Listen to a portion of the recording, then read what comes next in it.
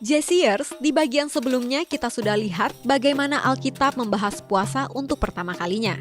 Bagi kamu yang belum menyaksikannya, kamu bisa nonton terlebih dahulu bagian pertama dari episode ini. Nah, kamu bisa klik di bagian ini. Jangan lupa juga untuk subscribe, like, dan komen ya. Selamat menyaksikan!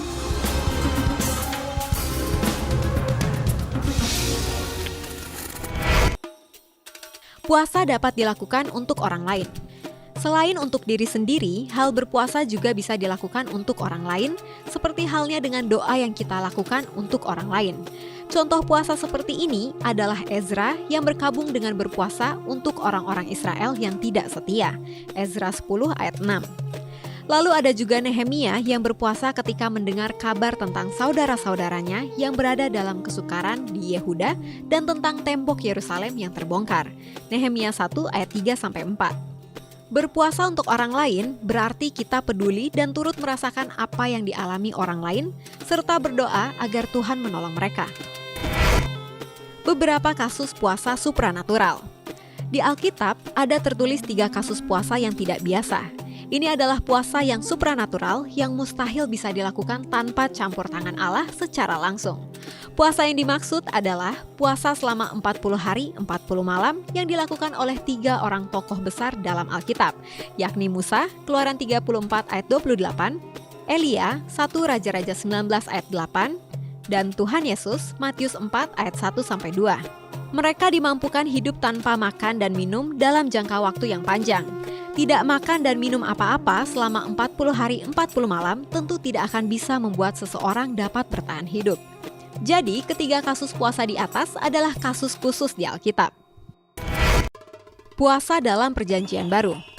Di Perjanjian Baru, perihal puasa tidak banyak disinggung seperti di Perjanjian Lama. Namun demikian, Tuhan Yesus secara tidak langsung mengajar murid-muridnya berpuasa ketika Ia meminta mereka agar tidak pamer kepada orang lain saat sedang berpuasa. Matius 6 ayat 16-18. Tuhan Yesus juga mengatakan bahwa murid-muridnya kelak akan berpuasa ketika Ia sudah naik ke sorga. Matius 9 ayat 14-17. Alkitab tidak memerintahkan orang-orang Kristen untuk berpuasa. Puasa bukanlah sesuatu yang dituntut atau diminta Allah dari orang Kristen. Pada saat bersamaan, Alkitab memperkenalkan puasa itu sebagai sesuatu yang baik, berguna, dan perlu dilakukan. Kitab Kisah Para Rasul mencatat tentang kisah orang percaya yang berpuasa sebelum mereka mengambil keputusan-keputusan penting. Kisah Para Rasul 13 ayat 2-3, Kisah Para Rasul 14 ayat 23. Puasa perlu dibatasi waktunya, khususnya puasa yang terkait makanan. Tidak makan dalam jangka waktu panjang dapat merusak tubuh. Puasa bukan untuk menghukum tubuh seseorang, tapi agar supaya orang tersebut bisa memusatkan perhatian pada Allah. Lalu puasa tidak boleh dianggap sebagai salah satu metode diet. Jangan berpuasa untuk menghilangkan berat badan, melainkan untuk memperoleh persekutuan yang lebih dalam dengan Allah. Beberapa tokoh Alkitab yang berpuasa. Sekalipun di dalam Alkitab, puasa selalu berhubungan dengan aktivitas tidak makan, namun ada cara-cara lain untuk berpuasa. Apapun yang dapat kita tinggalkan untuk sementara demi memusatkan perhatian pada Allah dengan cara yang lebih baik, maka hal itu sudah dapat dianggap sebagai puasa. Berikut ini merupakan catatan beberapa tokoh Alkitab yang dalam kisah hidupnya pernah melakukan puasa. Yang pertama ialah Musa. Musa melakukan puasa selama 40 hari 40 malam, di mana ia tidak makan dan tidak minum apapun. Keluaran 24 ayat 16, Keluaran 34 ayat 28. Yang kedua ialah puasa Daud yang tidak makan dan semalaman hanya berbaring di tanah. 2 Samuel 12 ayat 16. Selanjutnya ada puasa Elia, 40 hari 40 malam berjalan kaki. 1 Raja-Raja 19 ayat 8. Lalu ada puasa Ester yang 3 hari 3 malam tidak makan dan tidak minum. Ester 4 ayat 16. Ada juga puasa Ayub, 7 hari 7 malam tidak bersuara sama sekali. Ayub 2 ayat 13. Lalu puasa Daniel yang selama 10 hari hanya makan sayur dan minum air putih saja, Daniel 1 ayat 12, doa dan puasa, Daniel 9 ayat 3, berkabung selama 21 hari, Daniel 10 ayat 2. Berikutnya puasa Yunus selama 3 hari 3 malam berada dalam perut ikan, Yunus 1 ayat 17. Dan puasa Niniwe 40 hari 40 malam tidak makan, tidak minum, dan tidak berbuat sesuatu yang jahat, Yunus 3 ayat 7. Puasa harus dilakukan dengan sikap hati yang benar dan berkenan di hadapan Tuhan. Orang-orang Israel pernah berpuasa di hadapan Tuhan dan merasa heran karena puasa mereka tidak didengar dan dijawab oleh Tuhan.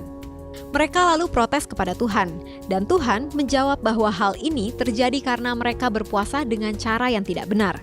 Sebab ketika mereka sedang berpuasa, mereka juga berbuat jahat dan tidak memperdulikan sesamanya. Yesaya 58 ayat 2-12. Puasa bukanlah tindakan yang asal-asalan, melainkan juga menyangkut cara hidup yang berkenan kepada Tuhan. Puasa bukanlah cara membuat Allah melakukan apa yang kita inginkan, melainkan puasa itu mengubah kita. Puasa itu bukanlah cara untuk terlihat lebih rohani dibanding orang lain. Puasa harus dilakukan dalam kerendahan hati dan penuh sukacita.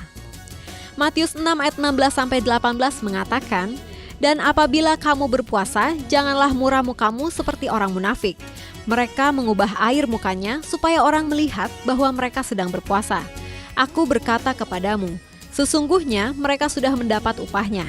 Tetapi apabila engkau berpuasa, minyakilah kepalamu dan cucilah mukamu, supaya jangan dilihat oleh orang bahwa engkau sedang berpuasa, melainkan hanya oleh Bapamu yang ada di tempat tersembunyi. Maka Bapamu yang melihat yang tersembunyi akan membalasnya kepadamu." Demikianlah fakta Alkitab mengenai puasa dalam Alkitab. Kalau Anda suka dengan video ini, silakan di-like, share, dan komen fakta Alkitab apa lagi yang ingin kalian ketahui. Pastikan juga kamu sudah subscribe dan mengaktifkan tombol lonceng untuk notifikasi video-video terbaru dari Jawaban Channel. Bagi Anda yang ingin memberkati orang lain, Anda bisa mewujudkannya dengan cara mendukung Jawaban Channel untuk terus bisa memberitakan kabar baik di Indonesia dengan berdonasi melalui link ini atau hubungi kami melalui WhatsApp di 0878 7490 5248. Terus saksikan fakta Alkitab. God bless you!